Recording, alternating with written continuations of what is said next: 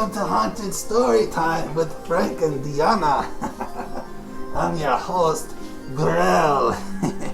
Some of you may know me, but some of you may not. Come on this way, yes. We're going to have a good time tonight, yes. We're going to be reading stories. Edgar Allan Poe and Neil Gaiman. Ooh, some good ones. And of course, we can't forget H.P. Lovecraft. Now come this way. I'm gonna get all set up as your host, and soon Frank and Diana will be with you. It's gonna be a spooky night, yes. Come.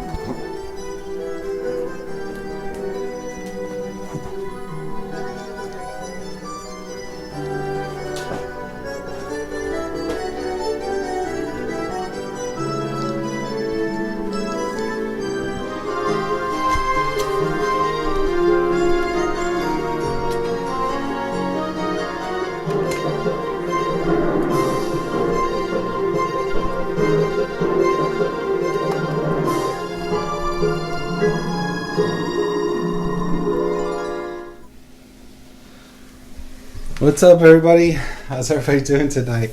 I hope you like our little troll, a house troll there. That's Grell. He's our keeper for the night, our host with the most. As you know, I'm Frank and my lovely wife, Tiana, and we're here doing a special Halloween event. Just reading some tales in the dark tonight. We're going to be reading a whole bunch of different styles of story. To old, to contemporary, and some really short stories, and actually some, what would you call it, a haunting in Key West? Mm-hmm. Yeah, so it's pretty interesting. Tiana's going to be doing that story a little bit later. So again, thank you everybody for coming tonight. Just sit back, relax. We're going to be reading and drinking a little wine, maybe a little beer, I don't know, whatever your preference is, or maybe just some ice water. But we got some candles and all kind of stuff to set the mood for tonight. Things we're going to be reading is Edgar Allan Poe, H.P. Lovecraft, some Neil Gaiman. I'll be reading some of my own work, and we'll be reading some stories from Scary Stories to Read in the Dark. We got a whole bunch of those, but so I'm going to go ahead and start with the reading. I'm not going to be in the video per se while we're reading, so we'll be off camera. But so hi, and a quick shout out to everybody at Enigma Haunt. You guys are awesome. We had a great weekend last weekend, and we're going to be doing it again this coming weekend, which is always fun. And thank you for scaring Diana last Sunday. That was awesome. So.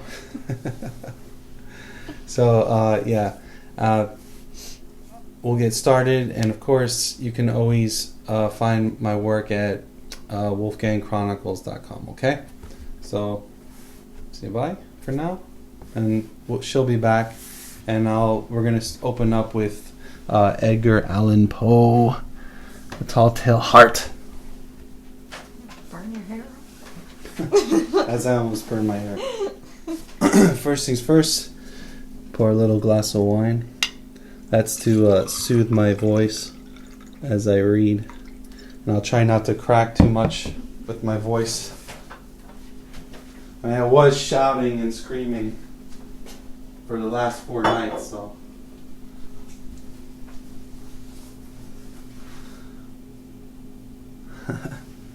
Thanks, Dave. I got such a sexy voice. Thank you. All right.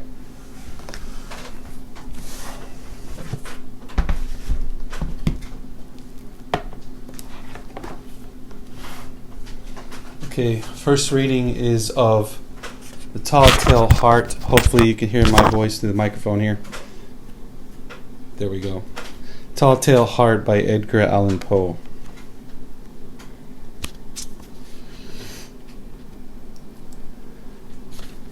True. Nervous. Very, very dreadfully nervous I had been and am. But why will you say that I am mad? The disease had sharpened my senses, not destroyed, not dulled them. Above all was the sense of hearing acute. I heard all things in the heaven and in the earth. I heard many in hell. How then am I mad? Hearken! And observe how healthily, how calmly I can tell you the whole story. It is impossible to say how first the idea entered my brain, but once conceived, it haunted me day and night. Object there was none, passion there was none. I loved the old man. He had never wronged me. He had never given me insult. For his gold I had no desire. I think it was his eye. Yes, it was this. One of his eyes resembled that of a vulture, a pale blue eye with a film over it. Whenever it fell upon me, my blood ran cold, and so by degrees, very gradually, I made up my mind to take the life of the old man, and thus rid myself of the eye forever. Now this is the point. You fancy me mad. Madmen know nothing, but should have seen me. You should have seen how wisely I proceeded, with what caution, with what foresight, with what dissimulation. I went to work. I was never kinder to the old man than during the whole week before I killed him, and every night about midnight I turned the latch of his door and opened it, oh, so gently. And then, when I had made an opening sufficient for my head, I put in a dark lantern, all closed that no light shone out, and then I thrust it in my head. Oh, you would have laughed to see how cunningly I thrust it in. I moved it slowly, very, very slowly, so that I might not disturb the old man's sleep. It took me an hour to place my whole head within the opening so far that I could see him as he lay upon his bed. Ha! Would a madman have been so wise as this? And then, when my head was well in the room, I undid the lantern cautiously, oh, so cautiously, for the hinges creaked. I undid it just so much that a single thin ray fell upon the vulture eye. And this I did for 7 long nights, every night, just at midnight. But I found the eye always closed, and so it was impossible to do the work, for it was not the old man who vexed me, but his evil eye. And every morning, when the day broke, I went boldly into the chamber and spoke courageously to him, calling him by the name in a hearty tone, and inquiring how he has passed the night. So you see, he would have been a very profound old man indeed to suspect that every night, just at 12, I looked in upon him while he slept. Upon the eighth night, I was more than usually cautious in opening the door. A watch's minute hand moves more quickly than did mine. Never before that night had I felt the extent of my own powers, of my sagacity. I could scarcely contain my feelings of triumph. To think that there I was, opening the door, little by little, and he not even to dream of my secret deeds or thoughts. I fairly chuckled at the idea, and perhaps he heard me, for he moved on the bed suddenly as if startled. Now you may think that I drew back, but no.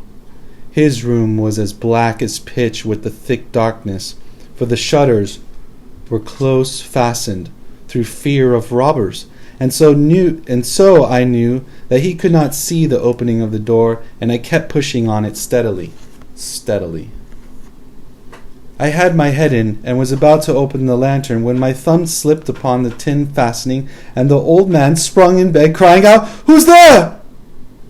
I kept quite still and said nothing. For a whole hour I did not move a muscle, and in the meantime I did not hear him lie down. He was still, sitting up in the bed, listening, just as I have done, night after night, hearkening to the death watches in the wall. Presently, I heard a slight groan, and I knew it was the groan of mortal terror. It was not a groan of pain or of grief. Oh, no. It was the low, stifled sound that arises from the bottom of the soul when uncharged with awe. I knew the sound well. Many a night, just at midnight, when all the world slept, it has welled up from my own bosom, deepening within its dreadful echo the terrors that distracted me. I say I knew it well. I knew what the old man felt, and pitied him, although I chuckled at heart. I knew that he had been lying awake ever since the first slight noise, when he had turned in the bed. His fears had been ever since growing upon him. He had been trying to fancy them causeless, but could not. He had been saying to himself, "It is nothing but the wind in the chimney. It is only a mouse crossing the floor." Or, "It is merely a cricket which has made a single chirp." Yes, he has been trying to comfort himself with these suppositions, but he had found all in vain, because death, in approaching him, had stalked with his black shadow before him and enveloped the victim. And it was the mournful influence of the unperceived shadow that caused him to feel, although he neither saw nor heard, to feel the presence of my head within the room. When I had waited a long time very patiently, without hearing him lie down, I resolved to open a very, very little crevice in the lantern. So I opened it. You cannot imagine how stealthily, until at length a single dim ray, like the thread of the spider, shot out of the crevice and fell upon the vulture eye. It was open, wide open, and I grew furious as I gazed upon it. I saw it with perfect distinctness, all a dull blue, with a hideous veil over it that chilled the very marrow in my bones. But I could see nothing else of the old man's face or person, for I had directed the ray as if by instinct, precisely upon the damned spot. And now, have I not told you that what you mistake for madness is but over-acuteness of the senses? Now, I say, there came to my ears a low, dull, quick sound, such as watch makes when enveloped in cotton. I knew that sound well, too. It was beating of the old man's heart. It increased my fury as the beating of a drum stimulates the soldier into courage. But even yet I refrained and kept still. I scarcely breathed. I held the lantern motionless. I tried how steadily I could maintain the ray upon the eye. Meantime, the hellish tattoo of the heart increased. It grew quicker and quicker, and louder every instant. The old man's terror must have been extreme. It grew louder, I say louder, every moment. Do you mark me well? I have told you that I am nervous. So I am. And now, at the dead hour of the night, amid the dreadful silence of the old house, so strange a noise as this excited me to uncontrollable terror. Yet, for some minute longer, I refrained and stood still. But the beating grew louder. I thought the heart must burst, and now a new anxiety seized me. The sound would be heard by a neighbor. The old man's hour had come. With a loud yell, I threw open the lantern and leaped into the room. He shrieked once only.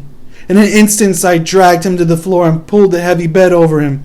I then smiled gaily to find the deed so far done. But for many minutes, the heart beat on with a muffled sound. This, however, did not vex me. It would not be heard through the wall. At length it ceased. The old man was dead. I removed the bed and examined the corpse. Yes, he was stone dead. I placed my hand upon the heart and held it there many minutes.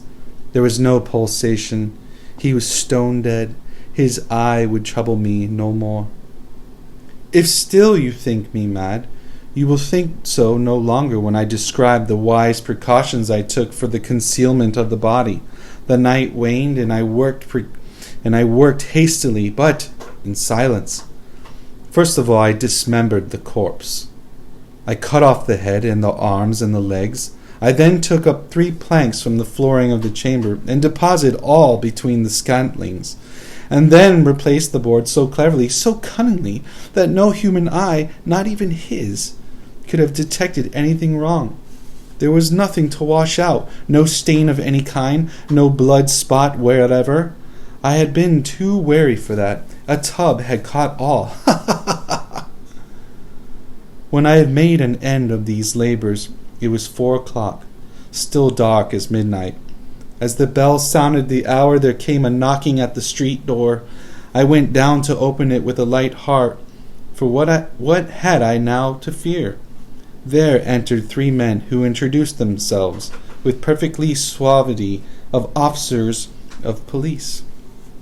A shriek had been heard by a neighbor during the night. Suspicious of foul play had been aroused. Information had been lodged as the police office, and they, the officers, had been deputed to search the premises. I smiled. For what had I to fear? I bade the gentleman welcome. The shriek, I said, was my own in a dream. The old man I mentioned was absent in the country. I took my visitors all over the house. I bade them search well. I led them at length to his chamber. I showed them his treasures, secure, undisturbed. In the enthusiasm of my confidence, I brought chairs into the room and desired them here to rest for their fatigues, while I myself, in the wild audacity of my perfect triumph, placed my own seat upon the very spot beneath which reposed the corpse of the victim. The officers were satisfied. My manner had convinced them. I was singularly at ease. They sat, and while I answered cheerily, they chatted of familiar things. But here long, I felt myself getting pale and wished them gone. My head ached, and I fancied a ringing in my ears. But still they sat and still chatted. The ringing became more distinct. It continued and became more distinct. I talked more freely to get rid of the feeling, but it continued and gained definiteness, until at length I found that the noise was not within my ears. No doubt I now grew very pale, but I talked more fluently and with a heightened voice. Yet the sound increased, and what could I do? It was a low, dull, quick sound, much such a sound as a watch makes when enveloped in cotton. I gasped for breath, and yet the officers heard it not. I talked more quickly, more vehemently, but the noise steadily increased. I arose and argued about trifles in a high key and with violent gesticulations. But the noise steadily increased. Why would they not be gone? I paced the floor to and fro with heavy strides, as if excited to fury by the observations of the men. But the noise steadily increased. Oh God! What could I do? I foamed, I raved, I swore. I swung the chair upon which I had been sitting and grated it upon the boards, but the noise arose over all and continually increased. It grew louder and louder and louder, and still the men chatted pleasantly and smiled. Was it possible they heard not? Almighty God, no, no! They heard, they suspected, they knew! They were making a mockery of my horror. This I thought, and this I think. But anything was better than this agony. Anything was more tolerable than this derision. I could bear those hypocritical smiles no longer. I felt that I must scream or die. And now, again, hark! Louder! Louder! Louder! Villains! I shrieked. Dissemble no more. Admit the deed. Tear up the planks. Here, here! It is the beating of his hideous heart.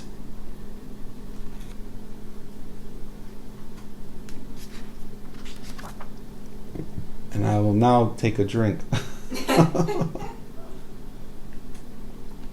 Is that about dried my throat out?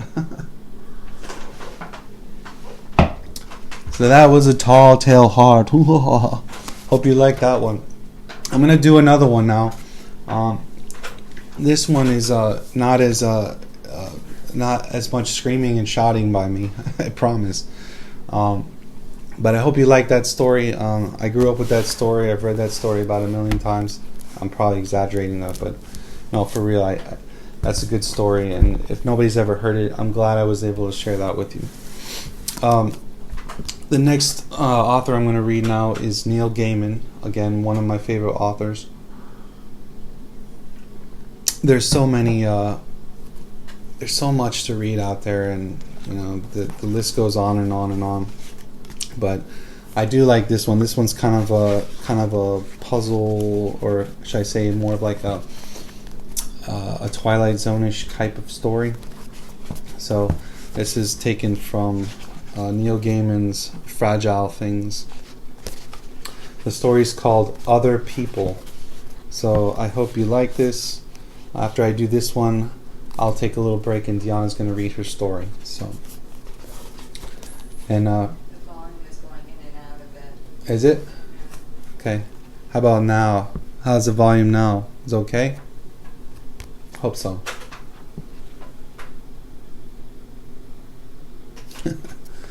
Alright. So, I'll try to position this here a little better. Hopefully you can still hear that good. Deanna's reading your commentaries while I'm reading, so I have no idea what you guys are saying right now. David's telling you to chug. Chug? Oh, okay. Let me chug real quick. Bottoms up!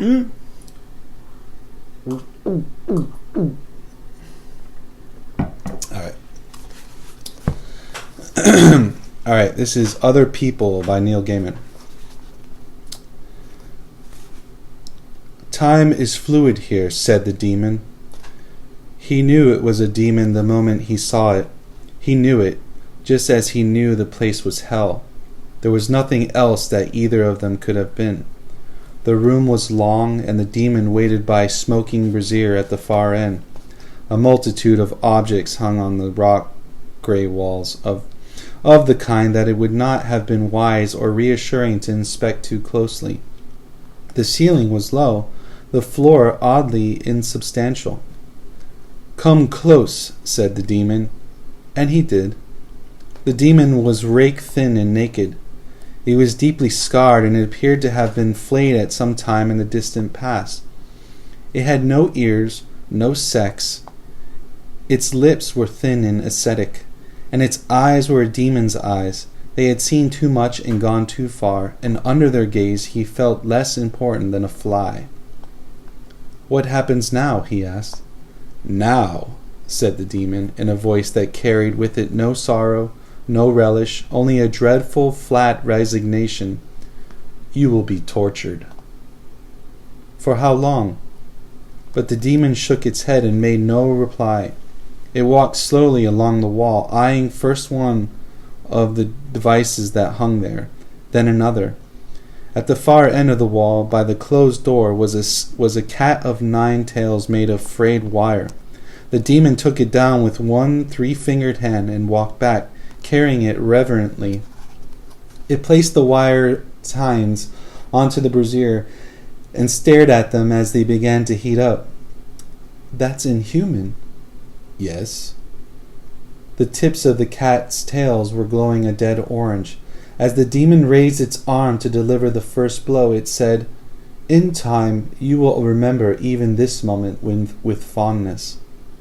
"You're a liar." "No," said the demon. "The next part," it explained in the moment before it brought down the cat, "is much worse."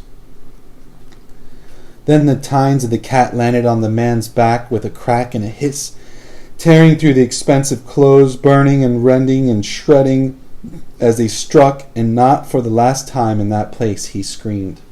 There were 211 implements on the walls of that room, and in time he was to experience each of them.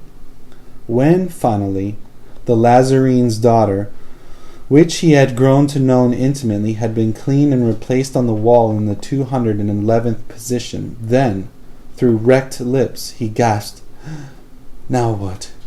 "Now," said the demon, "the true pain begins." It did.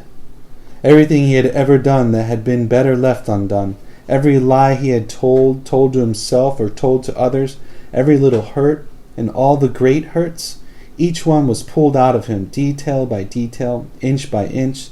The demon stripped away the cover of forgetfulness, stripped everything down to truth, and it hurt more than anything. "Tell me what you thought as she walked out the door," said the demon. "I thought my heart was broken." "No," said the demon, without hate, "you didn't." It stared at him with an expressionless eyes, and he forced to look away. "I thought now she'll never know I've been sleeping with her sister." The demon took apart his life, moment by moment, instant to awful instant. It lasted 100 years, perhaps, or 1,000. They had all the time there ever was in that grey room, and toward the end he realized that the demon had been right. The physical torture had been kinder. And it ended. And once it had ended, it began again. There was a self-knowledge there he had not had the first time, which somehow made everything worse. Now, as he spoke, he hated himself. There was no lies, no evasions, no room for anything except pain and the anger. He spoke. He no longer wept. And when he finished, 1,000 years later, he prayed that now the demon would go to the wall and bring down the skinning knife, or the choke pear, or the screws. Again, said the demon. He began to scream. He screamed for a long time. Again, said the demon, when he was done, as if nothing had been said. It was like peeling an onion. This time, through his life, he learned about consequences. He learned the results of things he had done, things he had been blinded to as he did them, and the ways he had hurt the world, the damage he had done to the people he had never known or met or encountered. It was the hardest lesson yet. Again, said the demon, 1,000 years later. He crouched on the floor beside the brazier, rocking gently, his eyes closed, and he told the story of his life, re-experienced it as he told it, from birth to death, changing nothing, leaving nothing out, facing everything. He opened his heart. When he was done, he sat there, eyes closed, waiting for the voice to say, "Again!" But nothing was said. He opened his eyes. Slowly he stood up. He was alone. At the far end of the room there was a door, and as he watched, it opened. A man stepped through the door. There was terror in the man's face, and arrogance and pride. The man, who wore the expensive clothes, took several hesitant steps into the room, and then stopped. When he saw the man, he understood. "Time is fluid here," he told the new arrival.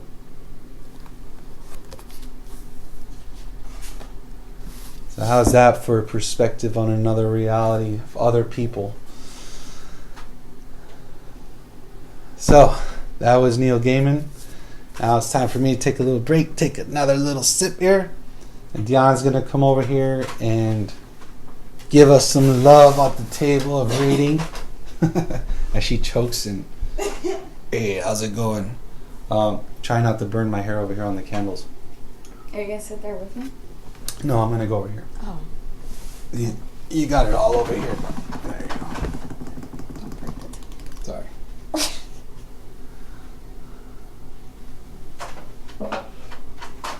All right.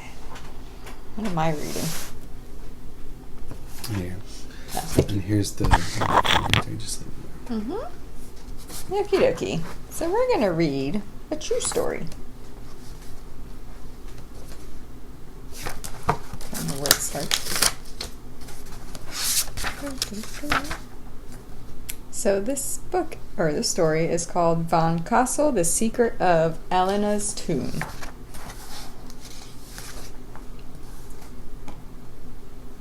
Alright, get my readers on so I can sound studious. In the early 1900s, a Florida man...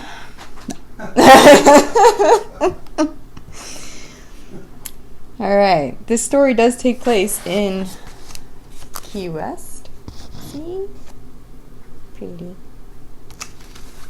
Alright, so it starts off as Miss Elena something Hoyos was a beautiful young woman raised in a well-to-do Cuban family that had fallen on hard times in Key West. Elena had raven black ringlets of hair and was described as full of life by all who knew her. Charming and graceful, she seemed to have it all, including a handsome young husband named Luis Mesa. The newlyweds had a promising future together and were preparing for their first child when things took a turn for the worse. Young Elena had a miscarriage, and shortly after she became ill and was diagnosed with tuberculosis. Don't worry, you're doing it. At that time, tuberculosis was a contagious and incurable disease. Her husband left her, and due to her parents' misfortune, they were unable to provide Elena with the care she needed. Enter Count Karl von Kassel, a Florida man. Count von Kassel was a self-proclaimed count, as well as many other things. A German citizen. His real name was Karl Tanzler. He was well read in many subjects, but it is doubtful that he had any real schooling in the various trades he practiced. One of those fields was medicine, and it was his work with x-rays that got him a job at the Marine Hospital and led him to his first chance encounter with Elena. In his memoirs, the Count often talked of his search for a bride, though he already had a wife and 2 children in Zephyr Hills, Florida. He left them to search for his soulmate. He would know her when he found her, for she had visited him before. When Elena walked into the Marine Hospital, Count von Kassel's thoughts flashed back to Germany 30 years prior. 10 years before Elena was born, her apparition appeared to Karl with the ghost of one of von Kassel's ancestors, the Countess Anna. The Countess told him of his destiny, and as the veil was lifted on the mysterious apparition, he saw the face of Elena, his bride-to-be. Realizing he had finally met his future bride, the Count was quite nervous about taking her blood sample and chest x-ray. But this excitement soon turned to sorrow. The prognosis was terrible. The tuberculosis had advanced and death was certain, but von Kassel would not give up on his newfound love quite so easily. He visited her every day and provided radiation treatments free of charge. He showered her with gifts and expressed his desire to marry her, but Elena always declined, saying she was ill and perhaps they would marry once she recovered. She never did. Elena died just days before Halloween and was buried in a simple tomb. The Count could not bear to think of her precious body rotting in the ground. With her father's permission, he had the body exhumed and properly embalmed, then placed in a special coffin equipped complete with a telephone so he could speak to his deceased love. He visited her crypt daily. She scared me. He believed that he could communicate with her spirit, and he believed that he and Elena had devised a plan to reunite Elena's body and soul. When the time came, Karl knew that what he must do. By the light of the moon, he slipped into the graveyard and removed her body from its tomb, transporting her in cart fashioned from an airplane fuselage. Fuselage. Is that how you say? Uh-huh. Some of us didn't go to college. Von Kassel took the body home and began the process of restoring Elena's body. According to his memoirs, Elena's spirit now began to speak to him, providing instructions on the recreation of her body. The funeral home had really botched the job of embalming. When Karl opened her inner coffin, he found Elena's body in an advanced state of decomposition. Most of her skin was torn off, having stuck to the now fallen lining of the coffin. The process of rebuilding Elena's body was difficult, but the Count was able to reconstruct her face with mortician's wax and plaster. Her head was completed with 2 glass eyeballs and locks of her own hair. People who later saw her said that the face was an incredible likeness. The body, however, presented a problem. When her corpse was removed from the coffin, it weighed a mere 40 pounds. Von Kassel had to bring the weight to at least 100 pounds, and did so by stuffing her body with rags and saturating her in a custom-made tank filled with embalming fluids and antiseptics. Elena's decaying skin was replaced with silk, as this was the only material as smooth to the touch as her own skin had been. This was very important to the Count, as we would later discover. For the next 7 years, Elena shared a bed with the Count in a small, out-of-the-way shack on Flagler Avenue.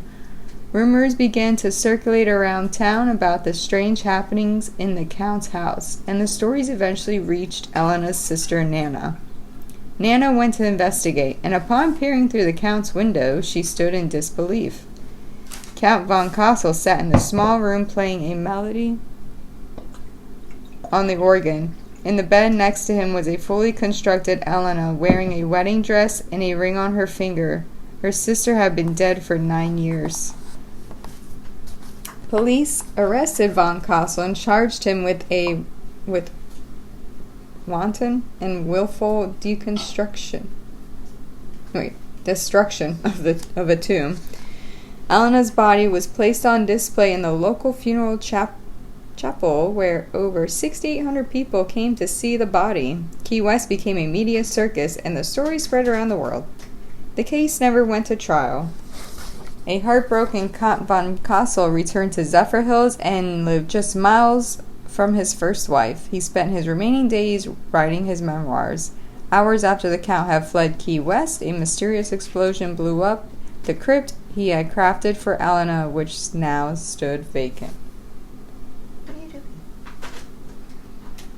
Because of all the media hype, as well as the Count's obsession, Elena's body was cut into small pieces and placed into an 18-inch long box. She was buried at midnight in a secret location. Some people say she is in the cemetery, while others say she is under the oldest house, but no one will ever be sure. All 3 men involved in her burial have since taken that secret to their graves. Count von Kassel eventually died as well. After his death, doctors who had examined Elena's body released some disturbing news. Count von Kassel had consummated his marriage to Elena. Oh. As an appropriate ending to the story of a love that would not die, when Karl's body was found, he was lying on top of an open coffin, holding in his arms a replica of Elena de Hoyos. The search for Elena's ghost continues, and though stories arise from time to time claiming to know where her presence is, none have been verified. Nonetheless, the spirit of Elena will always live on in Key West. The end of Creepy Florida Man. Should I do another one? Tonight, another South Florida man. I can do another South Florida story. Hold on. You got a short one in there? I think so. Hold on.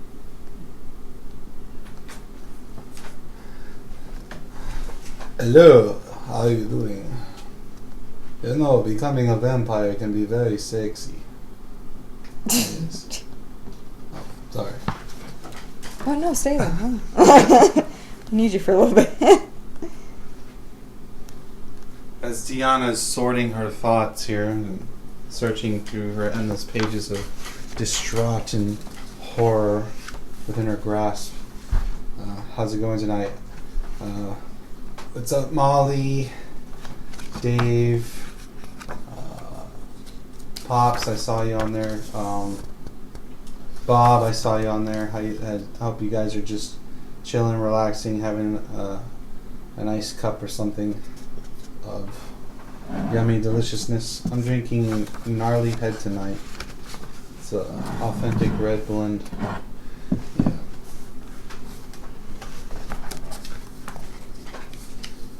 But I do one now, and if you find one, they'll come back. Yeah, you do one. How about that? Yeah, that sounds good. All right. I like this next one I'm gonna do. It's quite a treat.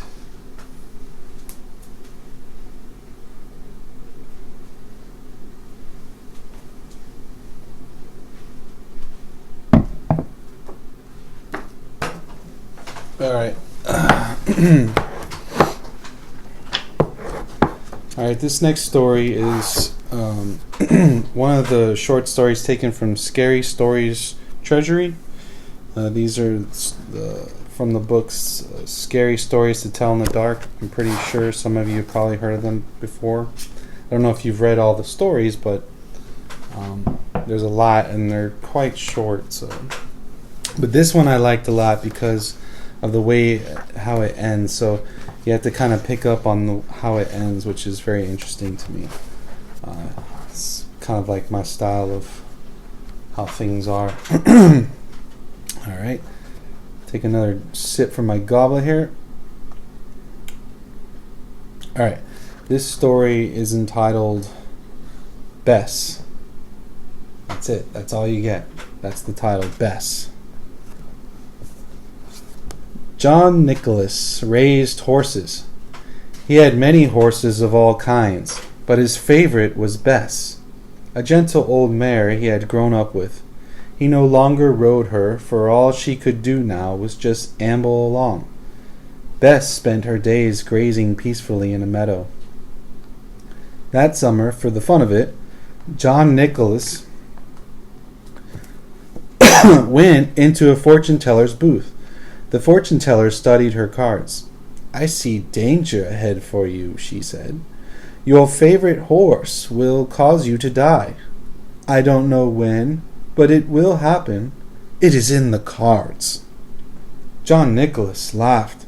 The idea that Bess would cause his death was nonsense. She was as dangerous as a bowl of soup. Yet from then on, whenever he saw her, he remembered the fortune-teller's warning. That fall, a farmer from the other end of the county asked if he could have Bess. He had been thinking that the old horse would be perfect for his children to ride. "That's a great idea," John said. "It would be fun for them, and it would give Bess something to do." Later, John told his wife about it. "Now Bess won't kill me," he said, and they both laughed about it. A few months later, he saw the farmer who had taken her. "How's my Bess?" he asked. "Oh, she was fine for a while," the farmer said. "The children loved her. But then she got sick. I had to shoot her to put her out of her misery. It was a darn shame." Despite himself, John breathed a sigh of relief. He had often wondered if in some crazy way, through some strange accident, Bess would kill him. Now, of course, she could not. "I'd like to see her," said John, "just to say goodbye. She was my favorite." The bones of the dead horse were in a far corner of the man's farm. John kneeled down and patted Bess's sun-bleached skull. Just then, a rattlesnake which had made its home inside the skull sank its fangs into John Nicholas's arm and killed him! The end. That's a fun story. Fun story to tell in the dark, yeah? Well, Diana's still over there fumbling around in the dark, trying to find a suitable story. I found a story called The Ghost Cat. Yeah? Is it a spooky ghost cat? I don't know. You want me to do another one? It's short. It's like a page. I don't know. I could do it real quick. How about, let me do one more here, and then you take over.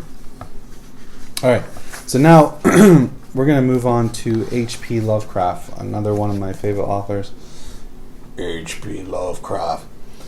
And he's considered one of the fathers of horror writing and psychological horror and body horror and gore horror and mutations and whatnot. I'm not going to go into a whole backstory about who H.P. Lovecraft is, but we're here mostly for the stories tonight. So again, thanks for everybody for coming. We still got plenty more to do, as long as my voice holds up and Deanna's voice holds up. Alright, so this next story is simply called The Book. And the book, you can maybe guess as to tendencies of what book what he's talking about. We'll let you try to figure it out while I'm reading, okay? So, here we go. The Book by H.P. Lovecraft.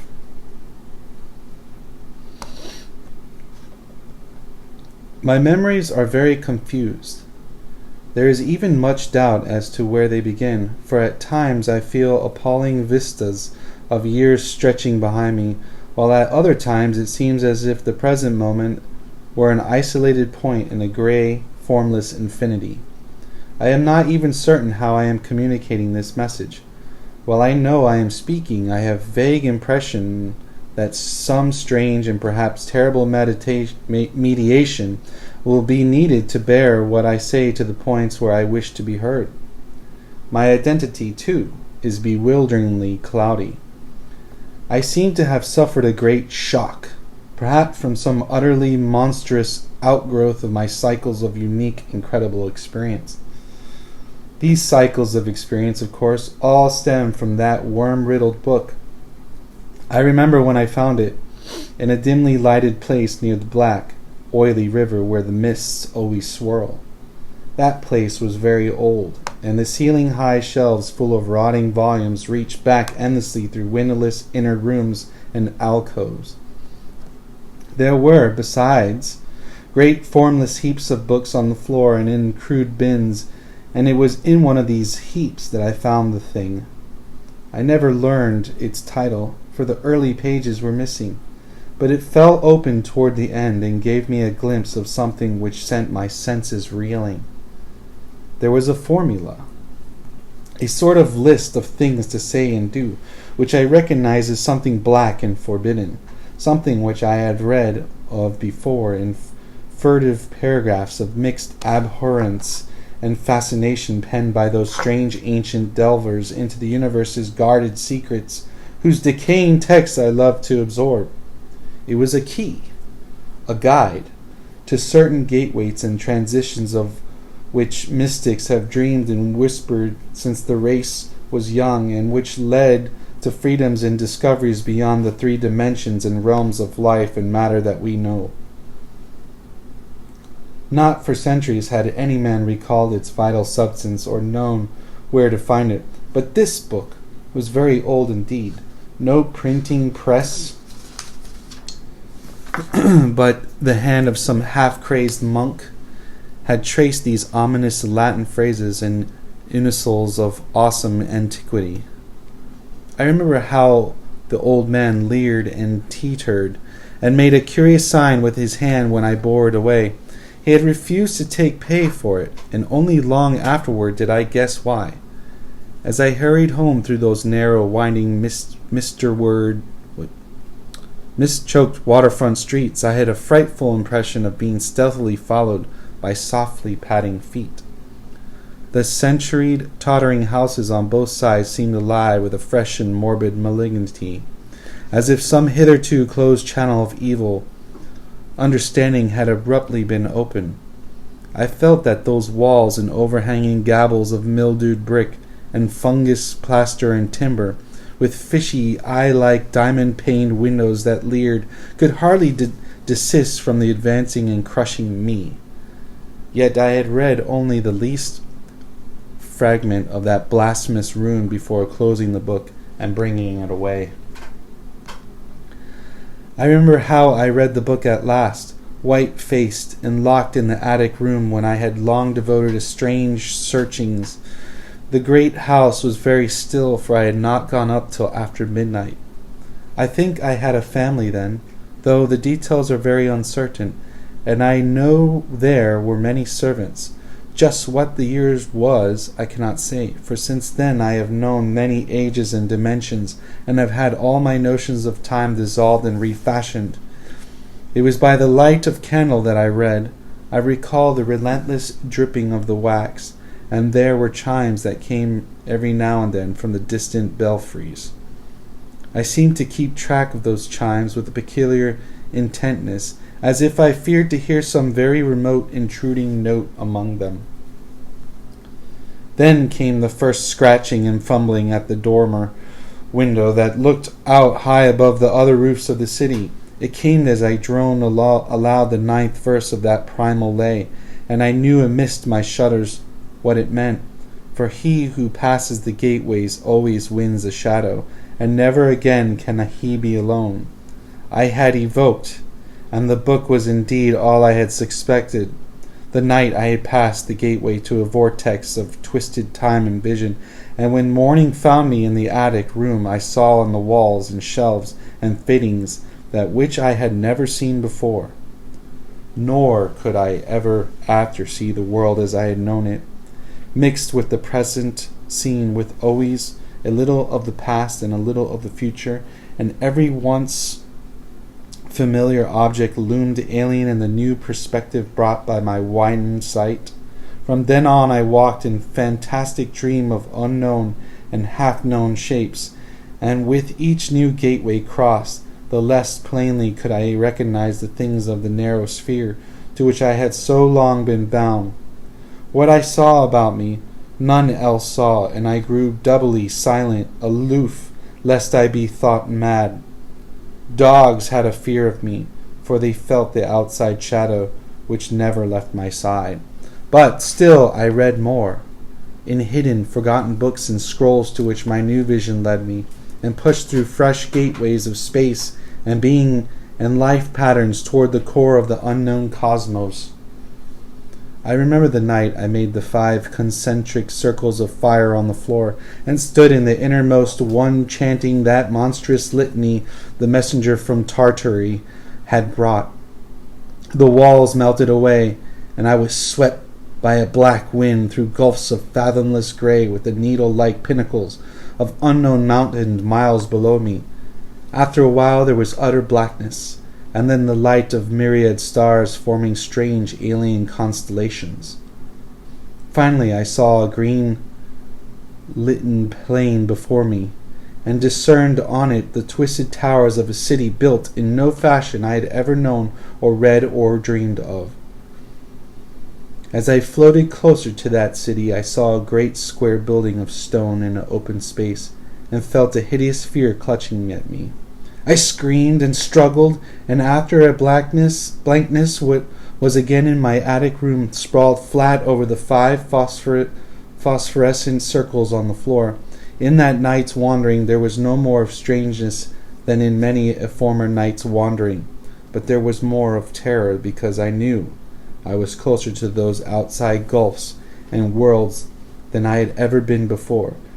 Thereafter I was more cautious with my incantations, for I had no wish to be cut off from my body and from the earth in unknown abysses whence I could never return.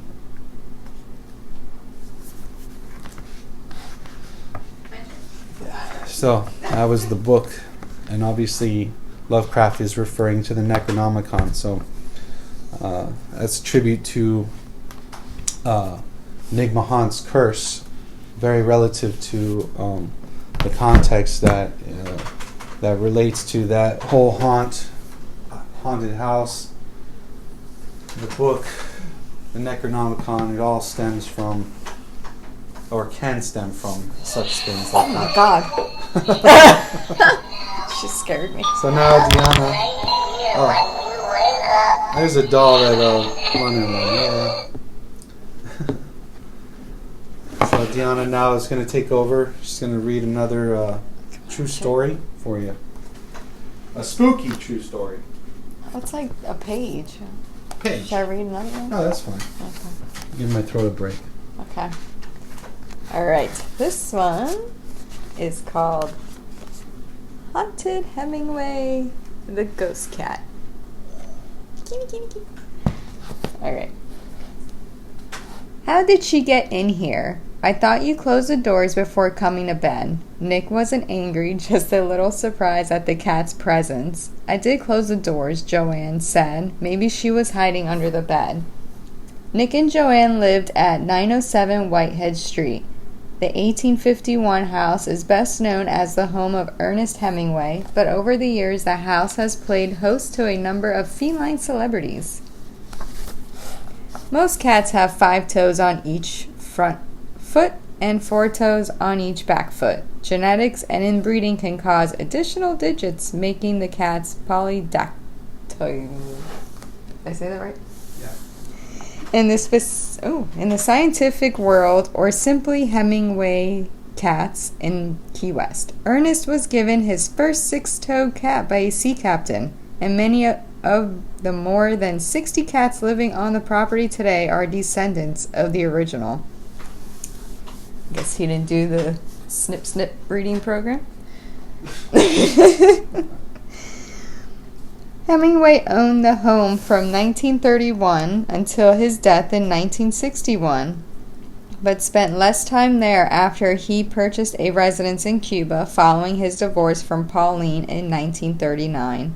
The home was sold to Bernice Dixon in 1961 and was opened as a museum in 1964.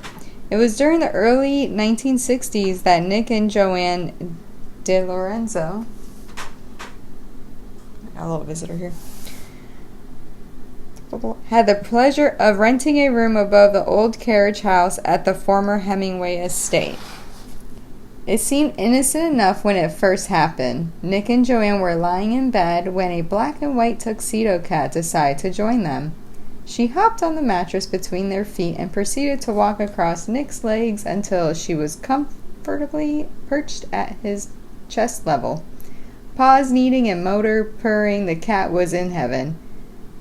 Nick attempted to pet her, but she vanished into thin air. He wondered if he had been dreaming. But it happened several more times, the last being early one morning. Nick felt the familiar paws across his chest and opened his eyes to see the same black and white cat, with her face just inches from his nose. Meow. The cat stared into his eyes. Oh! What was that? It's a ghost. Stop it. You want to come? Oh, there we go. We have a meow. Come here. Sit up with me. The cat stared into his eyes while emanating the sound, faded in color until she was transparent, and then disappeared without a trace. Joanne rolled over and gave Nick a tap. Can you open the door? The cat sounds like she wants to go out. At this point, Nick knew that at least one of the Hemingway cats has more than 9 lives. Kitty, kitty, kitty. They have ghosty cats at the Hemingway house if you guys ever want to go visit. Yay! And we have our own cat here, peeing. That was beautiful, darling. Thank you. I gotta find another story. She's gonna find another story for us. A true live story, yes. Yes. Very good. Alright. Just checking in. How's everybody doing? Good? Yeah? Still awake? Who's asleep already? It's only 10 o'clock. Come on. We got all night, yeah? Or until the batteries run out. Alright, so now I'm going to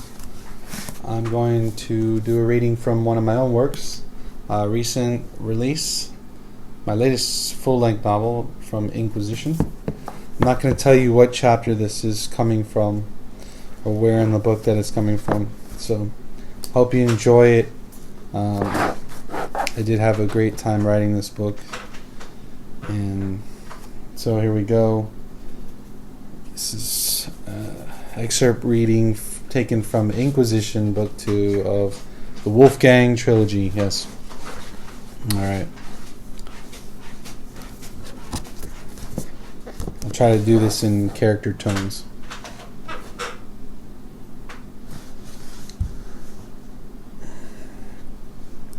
So, you've come to slay me, is that it? Bring an end to the vampire menace? Cresthaven moves along the base of this third-story wall, gazing upward at the overcast sky. His eyes focus on the fading moon. His fingertips scrape along the frozen wall as he strolls away from me, as if silently beckoning me to follow. Walking after him, I tighten my grip on the wooden stake and dagger. I have to say, Tenor, there really is no end to the vampire menace. It is a foolish thought thinking that you and your family would eradicate every last vampire in the world. How absurd! It doesn't make sense. My hand caresses the handle of the extraction dagger. My family is dead. Oh, says Cresthaven, I did not know. His cold tone insinuates anything but compassion for my loss. He stops at the edge of the second-story roof, precise and dexterous. Look down there, he motions with a gaze. Do you see those men searching the grounds for you? They do so because I will it so. It is power, you see. Does God offer you power such as this? I stop in my approach. Don't talk to me about God, monster. Touchy, sore subject. You know nothing. Actually, I do. I know everything. He pauses. Monster, he chuckles to himself. You know, you are the first person to ever call me that. Not even the townsfolk refer to me as such. He lets out an airy sigh. You have to ask yourself, can a monster single-handedly restore a town from its poverty-ridden streets to a glorified market of trade and commerce? It is sickening the way Cresthaven carries on like some advantageous noble of some higher order. He is delusional. You mean bringing a town down under control by fear? I counter. Oh, please, says Cresthaven suddenly, spinning on the spot to face me. You don't actually believe this town would survive without my guidance, do you? I don't give a damn about this town. All this place is a blood bank for you and your family to live off of. I am appalled by that comment, says Cresthaven immediately. I am a civil lord, mind you, a practicing participant of profound elegance and philosophy. The true question here, however, lies with you.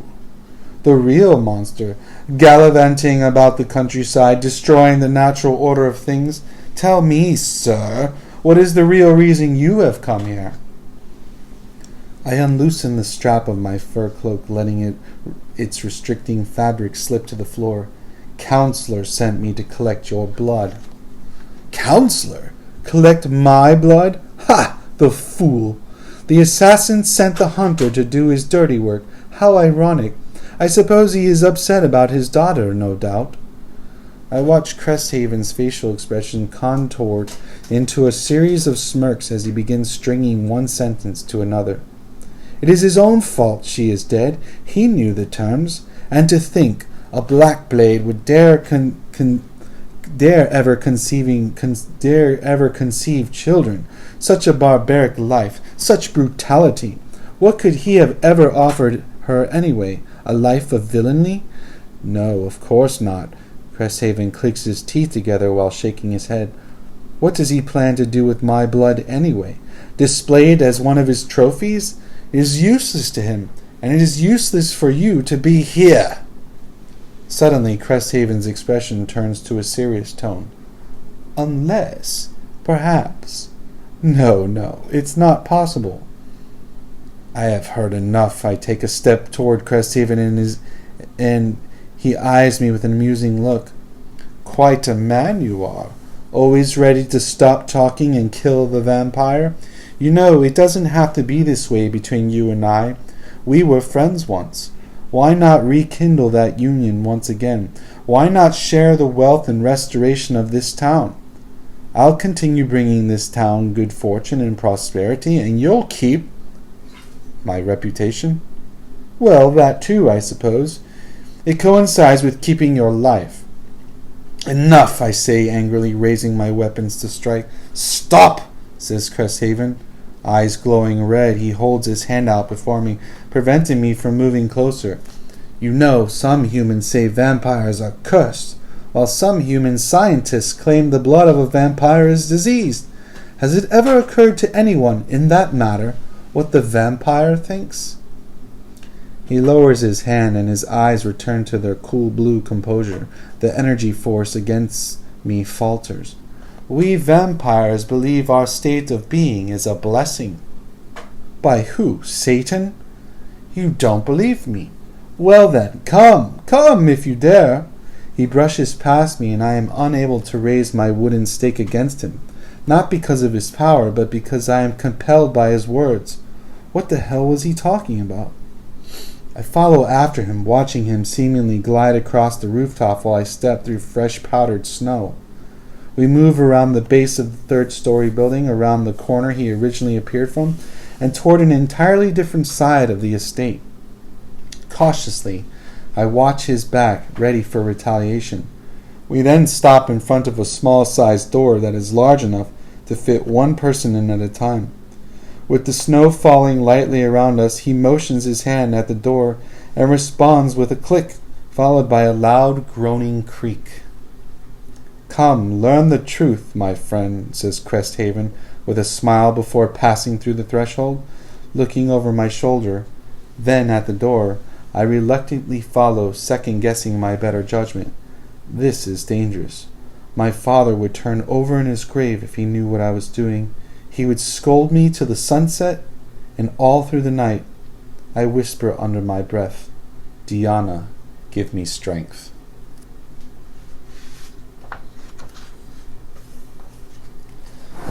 Alright, so that was a little tidbit of one of my own works from the Wolfgang Trilogy called Inquisition, which is the second book in the trilogy.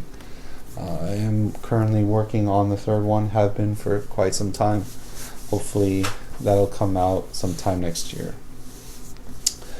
So how we doing over there, darling? She's still searching through her book. That's some good wine. Yes, oh, yes. Oh. And if anybody's watched Nosferatu on AMC, that's the show derived from the story by Joe Hill, the main actor who played the vampire Nosferatu in that show. He had a voice like this, and I always love talking with this voice because it's so much fun. It's like an old man who's just dying to drink some blood. Yeah. He's going to bed.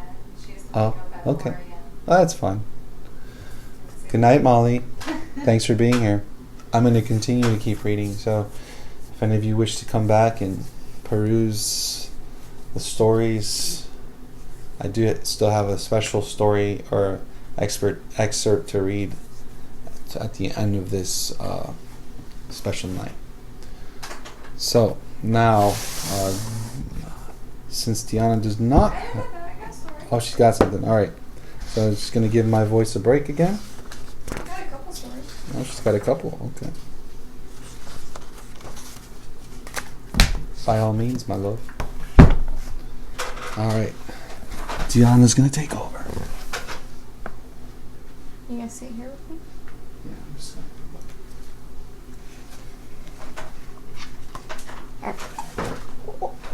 Okay. So this is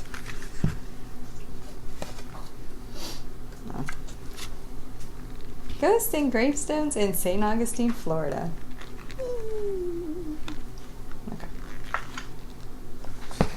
Alright, this story is called Do Not Weep for Me. Overlooking the bayfront just south of the Castillo de San Marco is the Casa de la Paz Inn. Restored and opened as a bed and breakfast inn in 1986, the Casa offers guests a timeless experience and some unexpected surprises. The owners are cat-friendly, and these delightful felines often watch something unseen crossing the room. Sometimes music boxes play with no one near them. Surprise patrons inspect the room for pranksters, only to find that the music is seemingly playing on its own, or is something else responsible.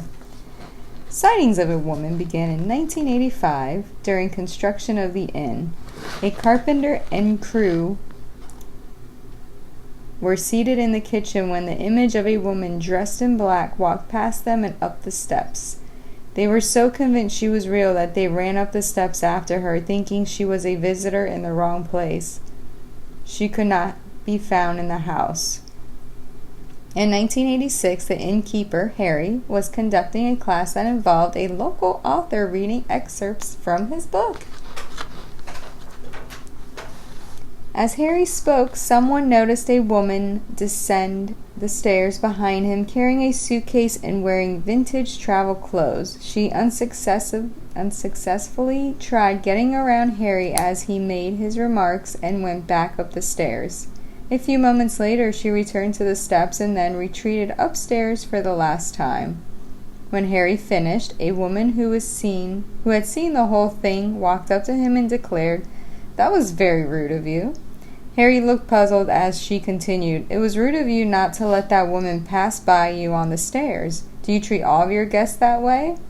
Harry assured her that no one had come down the stairs, and furthermore, there were no guests in the building. Who had she seen? Where was this apparition going? The woman emphatically stuck to her story. Soon after this event, guests began reporting strange events.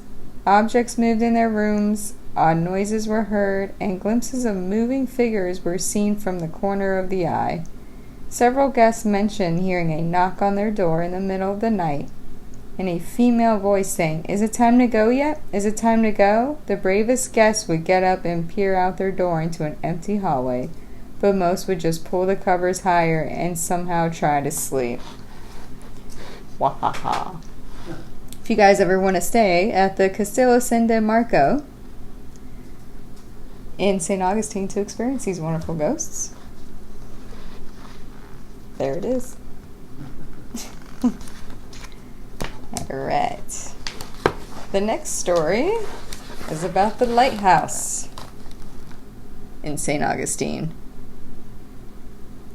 In 1873, a terrible tragedy struck. 3 young girls, ages 7, 12, and 15, lost their lives at the lighthouse when a construction rail car they and a neighbor were playing in plunged into the Atlantic Ocean. Despite valiant attempts to save them, only the neighbor girls survived the incident. Several months later, the sounds of children began to drift up the scaffolds to the men laying bricks for the tower. Knowing it was unsafe for children to play below, they would climb down to warn them, but never found anyone there. They reluctantly related these occurrences to the construction supervisor, Mr. P.T., hoping for an explanation. Mr. P.T. would sadly shake his head and offer none. Who could blame him? It was 2 of his daughters that perished in the awful incident, and in his grief, maybe he could not believe that they were truly gone. Visitors and staff reported seeing a young girl's apparition inside the keeper's house near the spiral staircase. One couple saw a teenage girl on the lower floor that they thought worked for the museum because she was dressed in old-fashioned clothing. When they turned to ask her for a question, she was gone. They asked about her in the gift shop, and to their surprise were told no one was dressed in costume that day. Many of the staff have seen a young girl looking out of a window after the building is closed. Could it be the eldest daughter who was lost in that terrible accident in 1873? In the 1960s, a man lived in the keeper's house and had visitors stay with him from time to time. On at least 2 occasions, his guests would wake up. Wait, now I got lost. Oh, goodness. His guests would wake up in the middle of the night and to find a young girl in an antique dress standing next to the bed staring at them. They asked, "Who are you?" The young girl smiled and disappeared. Here's the pretty lighthouse if you guys all want to go visit. I've been there. I saw a shadow there. Yes. Alright. I got one more. Okay. Trixie, come here. Come. Alright. They will never be together. There's the man we're going to read about. It's got a sexy beard. Oh, yes. The St. Francis Inn, founded in 1791, is the oldest in the city. Legends run deep here, and you can feel the history with every step as you explore the passageways of the building. Major General William Hardy and his wife Anna owned the inn after 1855. During this time, the Major General's nephew was suspected of sharing his affections with one of the black servants and, once discovered, was ordered to stop. Knowing that their love was forbidden, the nephew took his own life on the 3rd floor. Lily, the servant who loved him, would never be at peace again. It is believed that Lily still wanders the building looking for her long-lost love. Most of the activity occurs in room 3A, believed to be the location of their secret meetings. Guests shared tales of lights, radios, and televisions turning on and off by themselves. Women's cosmetic bags are found in the morning with scattered contents on the floor, and sightings of Lily's apparition are frequent. Many have seen her carrying towels down the stairs or in the hallway, and several guests have disclosed that she appeared to them in their bedrooms at night.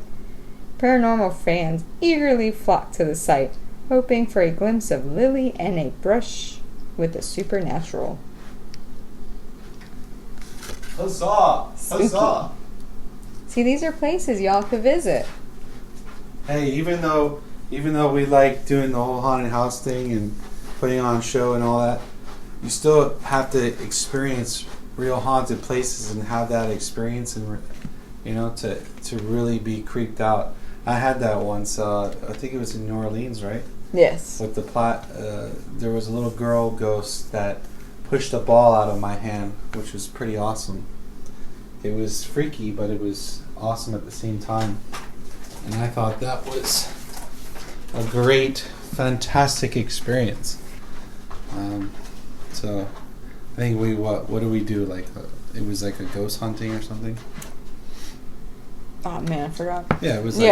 But it was like all through the night. We did it till like 4 a.m. Yeah. It's crazy. And then we had to dodge all the crazy murderous people and drunk people on the way back to the hotel afterwards. Wasn't that bad. New Orleans is absolutely beautiful. Yes, New Orleans is great. All right, so I'm going to do another one now. That's a move? Yeah. Oh. Because that's where the reading light is. Oh. Even though we're telling stories in the dark, you still have to see. Your old eyeballs.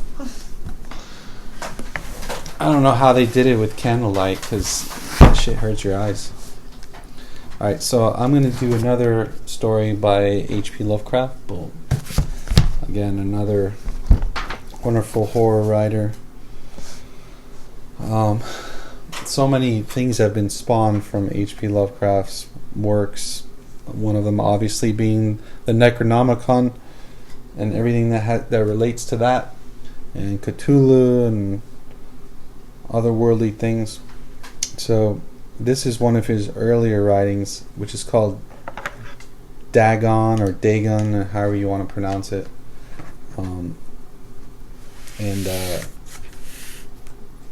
Actually Dominic from The Haunt suggested I read this story, or he said this is one of his favorite stories.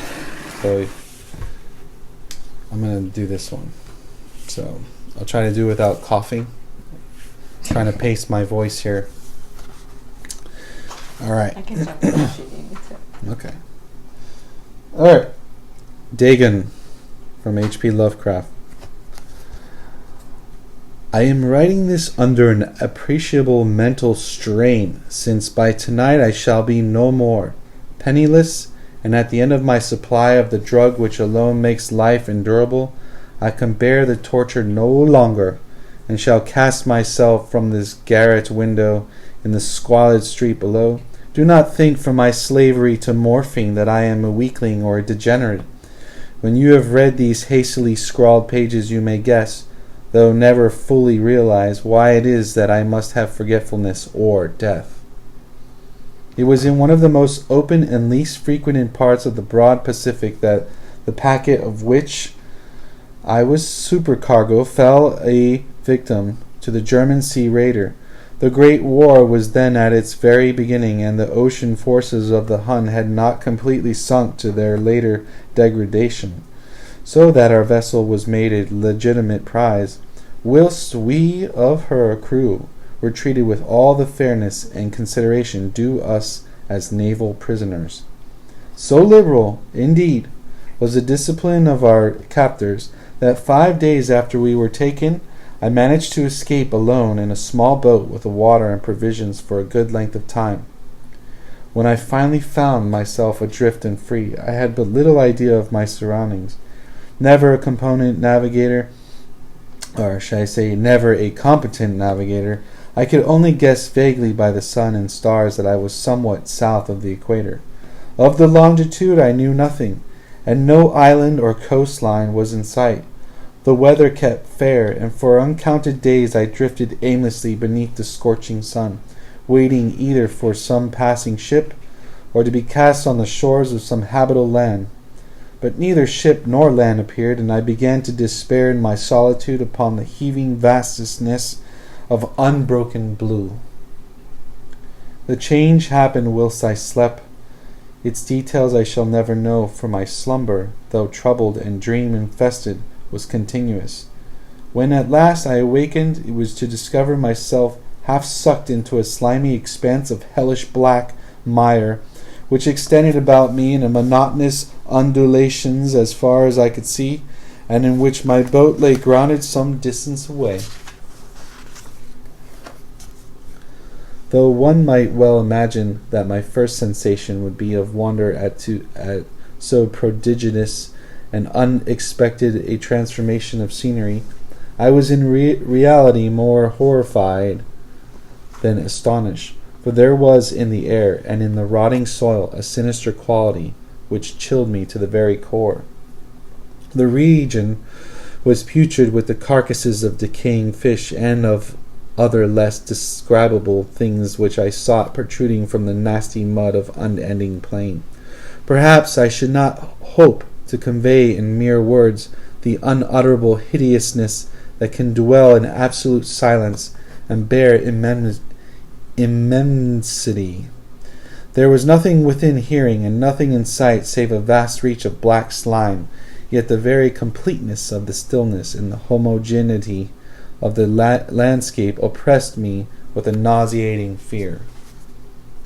The sun was blazing down from a sky which seemed to me almost black in its cold and cloudless cruelty, as though reflecting the inky marsh beneath my feet. As I crawled into the stranded boat, I realized that only one theory could explain my position. Through some unprecedented volcanic upheaval, a portion of the ocean floor must have been thrown to the surface, exposing regions which for innumerable millions of years had lain hidden under unfathomable watery depths. So great was the extent of the new land which had risen beneath me that I could not detect the faintest noise of the surging ocean, strain my ears as I might, nor were there any sea-fowl to prey upon the dead things.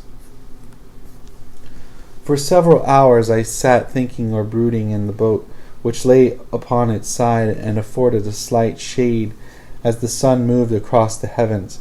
As the day progressed, the ground lost some of its stickiness and seemed likely to dry sufficiently for traveling purposes in a short time. That night I slept but little, and the next day I made for myself a pack containing food and water, preparatory to an overland journey in search of the vanished sea and possible rescue. On the third morning, I found the soil dry enough to walk upon with ease. The odor of fish was maddening, but I was too much concerned with graver things to mind so slight an evil, and set out boldly for an unknown goal. All day I forged steadily westward, guided by a far-away hummock, which rose higher than any other elevation on the rolling desert. That night I encamped, and on the following day still travelled toward the hummock, though the object seemed scarcely nearer than when I had first espied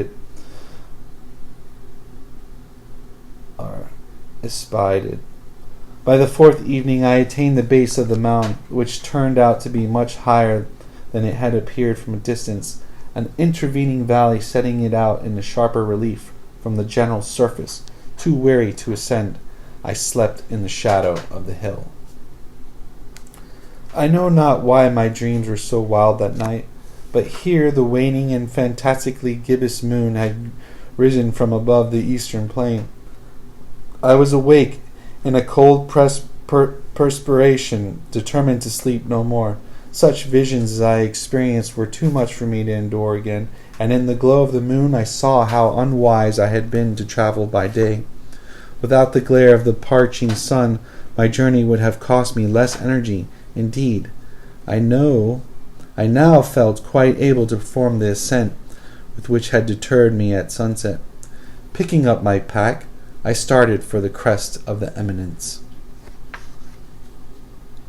I have said that the unbroken monotony of the rolling plain was a source of vague horror to me, but I think my horror was greater when I gained the summit of the mountain and looked down the other side into an immeasurable pit or canyon, whose black recesses the moon had not yet soared high enough to illumine. I felt myself on the edge of the world, peering over the rim into a fathomless chasm of eternal night. Through my terror ran curious reminiscences of Paradise Lost and of Satan's hideous climb through the unfashioned realms of darkness. As the moon climbed higher in the sky, I began to see the slopes of the valley were not quite so perpendicular as I had imagined.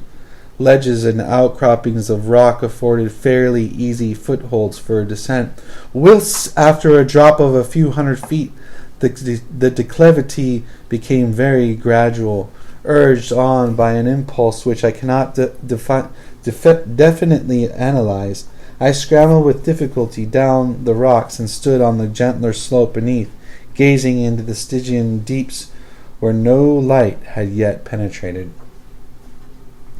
All at once my attention was captured by a vast and singular object on the opposite slope, which rose steeply about 100 yards ahead of me, an object that gleamed whitely in the newly bestowed rays of the ascending moon. That it was merely a gigantic piece of stone, I soon assured myself, but I was conscious of a distinct impression that its contour and position were not altogether the work of nature. A closer scrutiny filled me with sensations I cannot express, for despite its enormous magnitude and its position in an abyss which had yawned at the bottom of the sea since the world was young, I perceived beyond a doubt that the strange object was a well-shaped monolith, whose massive bulk had known the workmanship and perhaps the worship of living and thinking creatures. Dazed and frightened, yet not without a certain thrill of the scientist's or archaeologist's delight, I examined my surroundings more closely. The moon, now near the zenith, shone weirdly and vividly about the towering steps that hemmed in the chasm, and revealed the fact that a far-flung body of water flowed at the bottom, winding out of sight in both directions and almost lapping my feet as I stood on the slope. Across the chasm, the wavelets washed the base of the cyclopean monolith, on whose surface I could now trace both inscription and crude sculptures. The writing was in a system of hieroglyphics unknown to me, and unlike anything I had ever seen in books, consisting for the most part of conventionalized aquatic symbols such as fishes, eels, octopi, crustaceans, mollusks, whales, and the like. Several characters obviously represented marine things which are unknown to the modern world, but whose decomposing forms I had observed in ocean-risen plain. It was pictorial carving, however, that did most to hold me spellbound, plainly visible across the intervening water on account of their enormous size, were an array of bas reliefs whose subjects would have excited the envy of Doré. I think that these things were supposed to depict men, at least, a certain sort of men, though the creatures were shewn disporting like fishes in the waters of some marine grotto, or paying homage at some monolithic shrine which appeared to be under the waves as well. Of their faces and forms I dare not speak in detail, for the mere remembrance make me grow faint, grotesque beyond the imagination of a Poe or a Bulwer. They were damnably human in general outline, despite webbed hands and feet, shockingly wide and flabby lips, glassy, bulging eyes, and other features less pleasant to recall. Curiously enough, they seemed to have been chiseled badly out of proportion with their scenic background, for one of the creatures was shewn in the act of killing a whale represented as but little larger than himself. I remarked, as I say, their grotesqueness and strange size, but in a moment decided that they were merely the imaginary gods of some primitive fishing or seafaring tribe, some tribe whose last descendant had perished eras before the first ancestor of the Piltdown or the Neanderthal man was born, all struck at this unexpected glimpse into a past beyond the conception of the most daring anthropologists. I stood musing whilst the moon cast queer reflections on the silent channel before me. Then, suddenly I saw it. With only a slight churning to mark its rise to the surface, the thing slid into view above the dark waters. Vast, Polyphemus-like, and loathsome, it darted like a stupendous monster of nightmares to the monolith about which it flung its gigantic scaly arms, the while it bowed its hideous head and gave vent to certain measured sounds. I think I went mad then. On my frantic ascent of the slope and cliff, and of my delirious journey back to the stranded boat, I remember little. I believe I sang a great deal and laughed oddly when I was unable to sing. I have indistinct recollections of a great storm some time after I reached the boat, and at any rate, I know that I heard peals of thunder and other tones which nature utters only in her wildest moods. When I came out of the shadows, I was in San Francisco hospital, brought thither by the captain of an American ship which had picked up my boat in mid-ocean. In my delirium I had said much, but found that my words had been given scant attention. Of any land upheaval in the Pacific my rescuers knew nothing, nor did I deem it necessary to insist upon the thing which I knew they could not believe. Once I sought out a celebrated ethnologist, and amused him with peculiar questions regarding the ancient Philistine legend of Dagon, the fish god, but soon perceiving that he was hopelessly conventional, I did not press my inquiries. It is at night, especially when the moon is gibbous and waning, that I see the thing.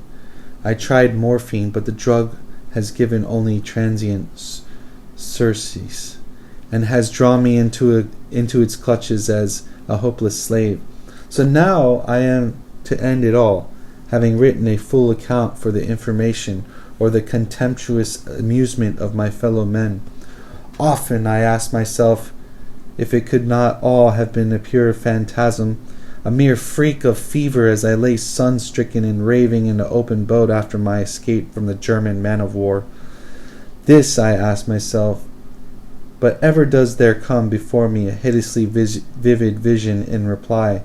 I cannot think of the deep sea without shuddering at the nameless things that may, at this very moment, be crawling and floundering on its slimy bed, worshipping their ancient stone idols, and carving their own detestable likenesses on submarine obelisks of water-soaked granite.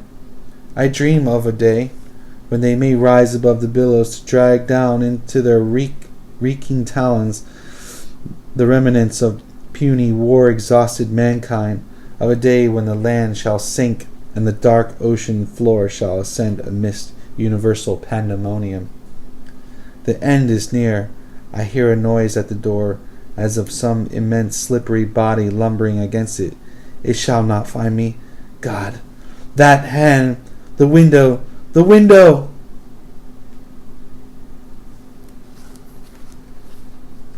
Alright, so that was Dagon, the fish god. Slimy and tail and whatnot. Were you going to do anything else, my love? No? Okay. Diana's checked out, which means it's left me here alone at the table to finish reading stories. I'm still here. Who's all with me? Anybody left? I don't know. I can't see the screen. But I do have one. We'll end this session with one final excerpt. And this is, I'm going to read from my work in progress, which I haven't read or exposed anything from it really as of late. Right? I haven't done any excerpts or anything from it. So, still the title of the third book remains a secret, except for those who have read the trilogy so far.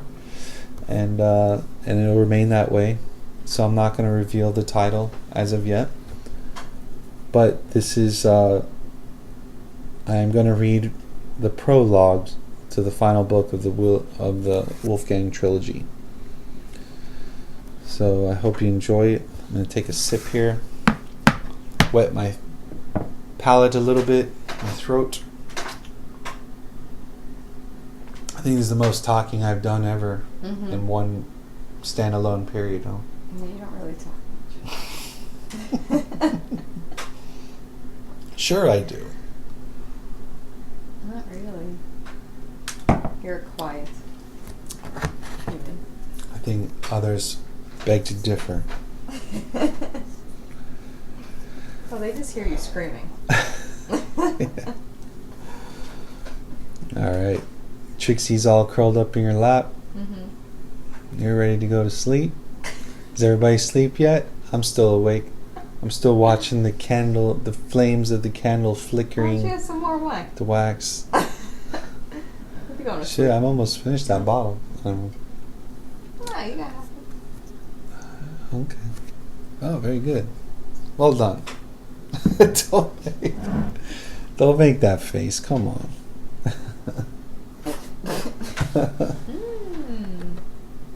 Yum yum. All right. So, again, here's an excerpt from my work in progress, third book in the Wolfgang Trilogy.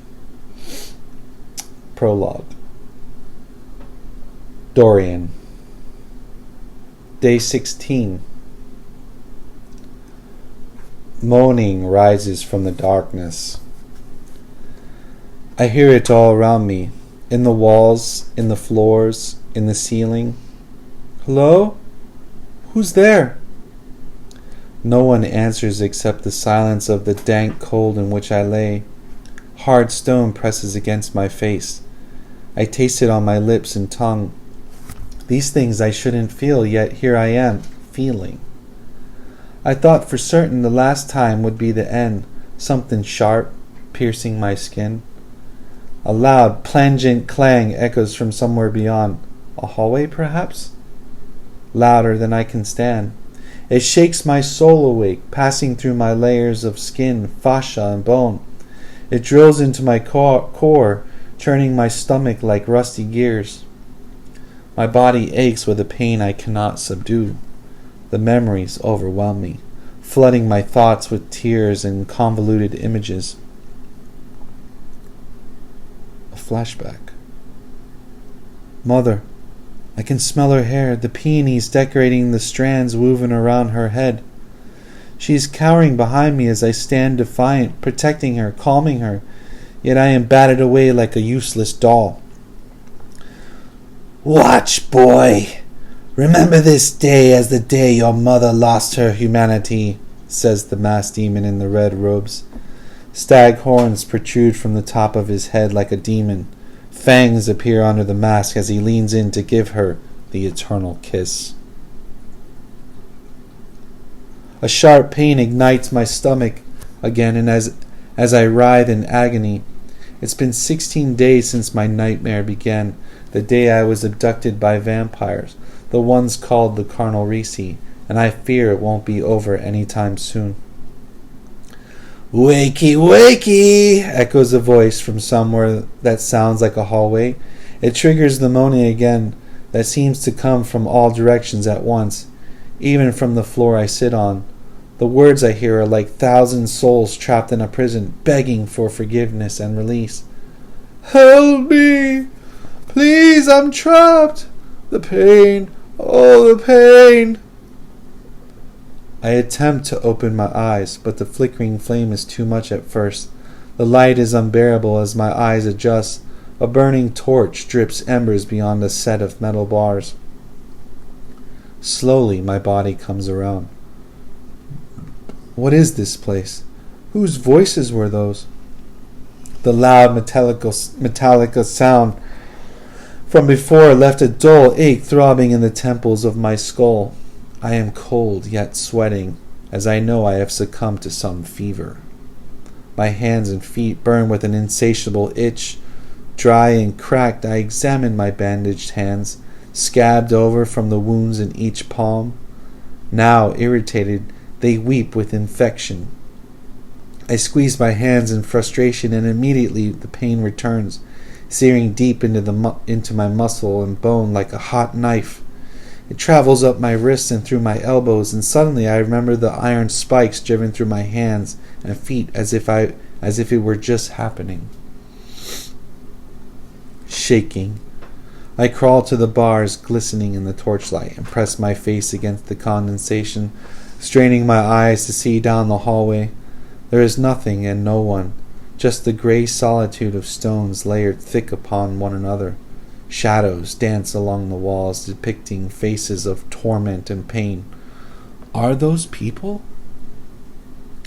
Again, the sharp sound of metal echoes from somewhere deep in the corridor, causing my head to pulsate. Whatever is making the sound is getting closer. "Wakey, wakey!" comes the watery voice again.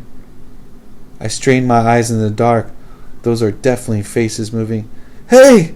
Can you see me? Help me!" Flashback.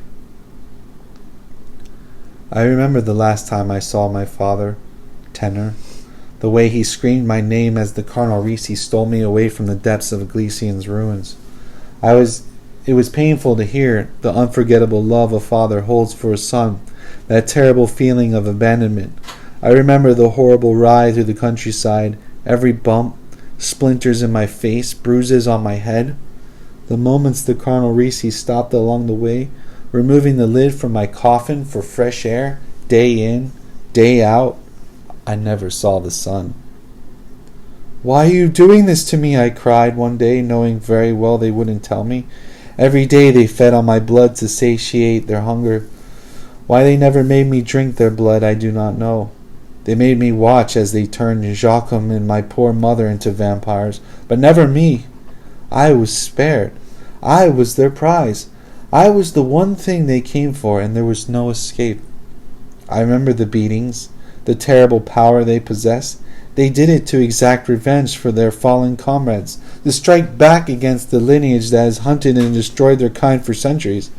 I remember the hand that went with the beatings, the long bony fingers that tormented me, tainted me, made me flinch out of pure enjoyment. A metallic bang jolts me out of my nightmare. No. Good evening, Dorian. Have a good sleep? I stagger back from the bars, terrified, doing all I can to distance myself from the one creature I've come to associate pain with. Martyr, the vampire. He stands behind the thick metal bars like a hungry animal, eyeing me intently, as if I were his next meal. Dressed in an onyx coat and white ascot, black polished boots rise from the floor to greet his knees. Red hair bounces around his shoulders like wildfire, curly and disheveled as if blown in a windstorm. With a chiseled alabaster face, ruby blood drips from his chin in an endless dribble. His eyes seem non-existent, sunken with the hollows of his high cheekbones. His lips recede from his gums like an exuberant jester having played a terrible trick. He parts his red-stained teeth and takes a swallow from his goblet in a long-fingered hand.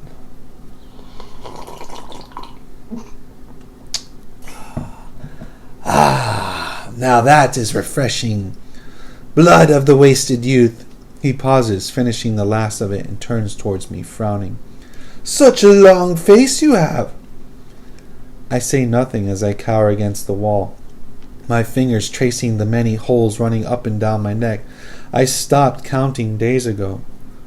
Martyr slams the goblet against the bars and lets it fall to the floor with a cacophonous rattle. Dumb boy! So much trouble for a stupid little boy! He practically spits the words as he leans his head through the bars. I could come in there, comfort you if you'd like. I shudder at the thought of his back hand against my skin, the burning sting I recall so many times. Do you remember our times together, Dorian? Martyr's body fades into a mist as he passes through the bars unimpeded. The moaning from before rises in the hall, agitated his actions. I just want a little bit more of your blood. So much power flows through those veins. Blood of the sun. It's intoxicating. He moves in quick, grabbing the side of my face with his long, bony fingers, filling my senses with the scent of burning leaves. There is nothing I can do, for I have no energy. He shoves my head aside to bite into the many raw holes along my neck. Fool! What are you doing? Martyr retracts from my neck, hissing, vanishing in an instant, and reappearing behind the bars he was behind moments ago. You forget, Martyr. We are not to harm the boy any longer. He must regain his strength. The one speaking now comes from a tall, menacing figure, dressed in metallic red armor that reflects in the torchlight. Straight black hair hangs about his face as he stares down at Martyr, now leaning against the bars. A two-handed red pommeled sword rests at his waist. Damn you, Vargas, and your stupid rules. No one ever gets to have any fun around here because of you, says Martyr with an air of sarcasm. In a furious rage, Vargas draws his massive sword and whirls it above his head, stopping it just before Martyr's heart. Martyr laughs as he grips the blade with both hands and guides the weapon above his forehead. Giving it a squeeze, blood trickles from his hands and onto his face, turning his pale white skin a messy red. The moaning, coming from everywhere, seems to react to this behavior. Martyr manically laughs.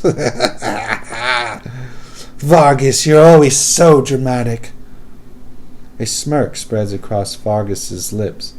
He wipes the blood from his blade on Martyr's coat and slides it back into the scabbard with ease. Turning to face me, Vargas's expression is just as empty and lifeless as my surroundings. Dorian, your holiness summons you. Raising his hand, the lock on the gate clicks and the door opens with a groan. If you will follow me.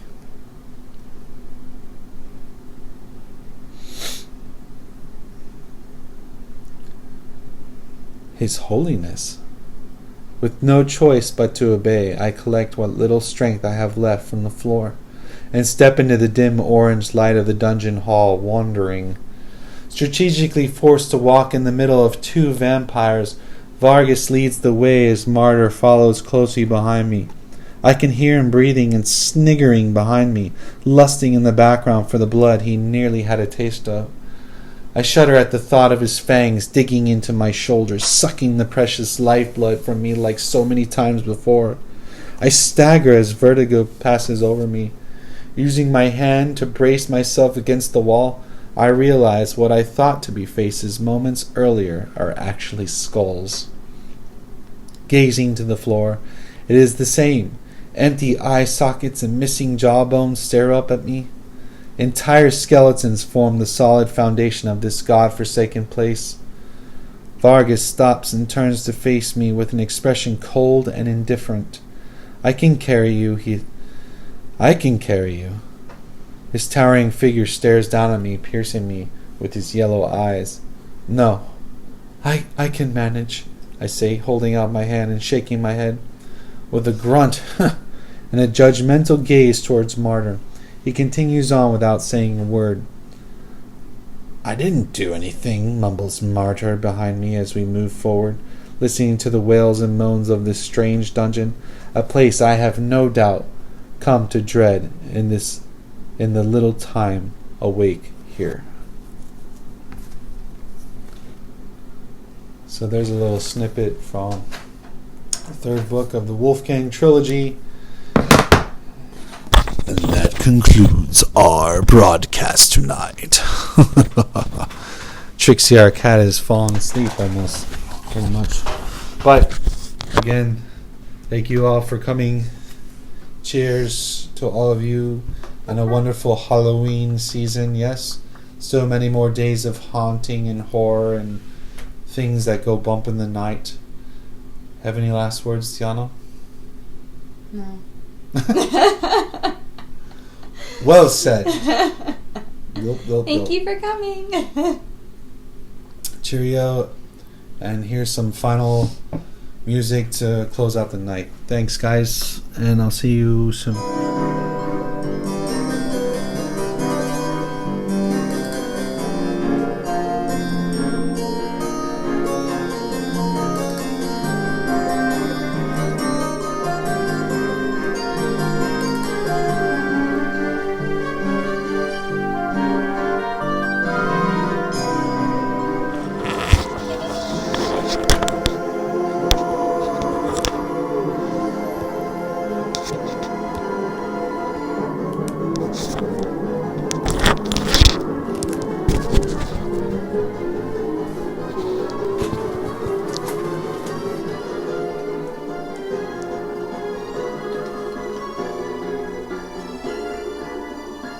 Oh, there's a blood candle. Drips blood. Boom.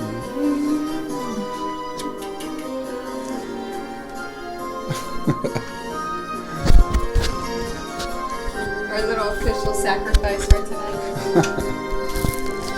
Alright. Later all. Peace out.